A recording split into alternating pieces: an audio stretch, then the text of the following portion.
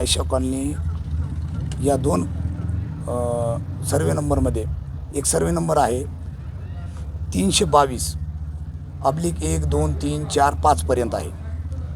त्यामध्ये अनेक वर्षापासून लोक आपणा कुटुंब घेऊन राहतात.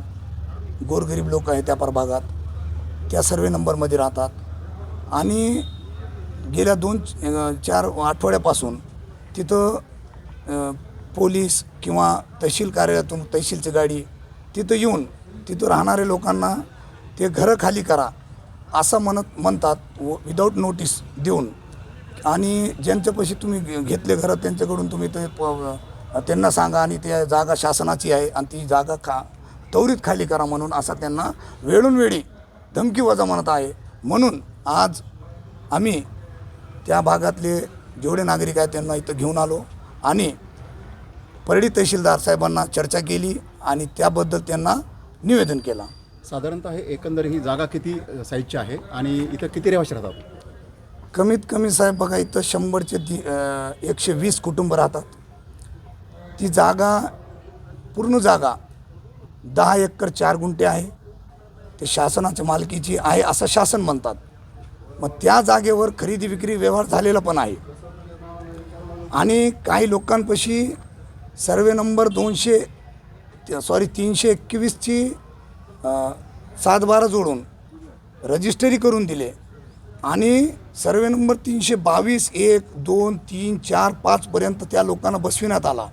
म्हणजे ज्या लोकांनी प्लॉट खरेदी करून घेतले त्या लोकांसोबत धडधडीत त्या हे फ्रॉड झालेला आहे. म्हणजे तुमचं म्हणणं असं आहे की त्या जिथे ते रहिवासी राहतात त्यांच्याकडं त्या जागेची समजा एक रजिस्ट्रीसुद्धा आहे? रजिस्ट्रीसुद्धा आहे. तुम्ही प्रमुख मागणी काय केली आता आमची प्रमुख मागणी सर्वे नंबर 322मध्ये जे तहसीलमार्फत जे त्यांना ते नोटीस न देता त्यांना खाली करा म्हणत आहे.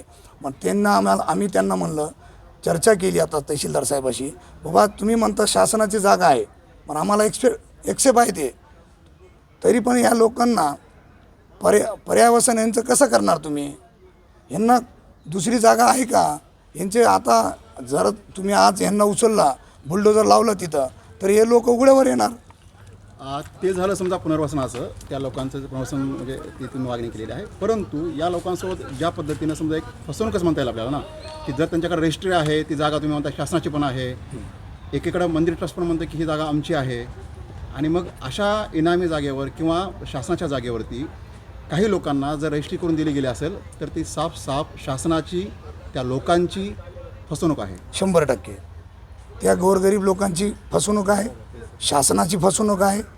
आणि आमची प्रमुख मागणी आहे, ज्या लोकांनी रजिस्ट्री करून दिली शासनाने त्याची चौकशी करावी आणि ज्या लोकांनी शासनाची फसवणूक केली त्यांच्यावर 420चे गुन्हा दाखल करून त्यांच्यावर कठोर कारवाई करण्यात यावी आणि ज्या लोकांचे नुकसान झाले त्यांना पुनर्वसनासाठी त्या जागेमध्येच 1 एकर 2 एकर जागा त्यांना वेगळी काढून देऊन ह्या लोकांना तिथं पुनर्वसन करण्यात यावं. 100-150 लोक कुटुंब तिथे आहेत का? 100% म्हणजे सरासरी एका कुटुंबामध्ये आपण 5 विचार केला तरी साधारणतः 500-1000 लोकांचा प्रश्न आहे तो. बरोबर आहे.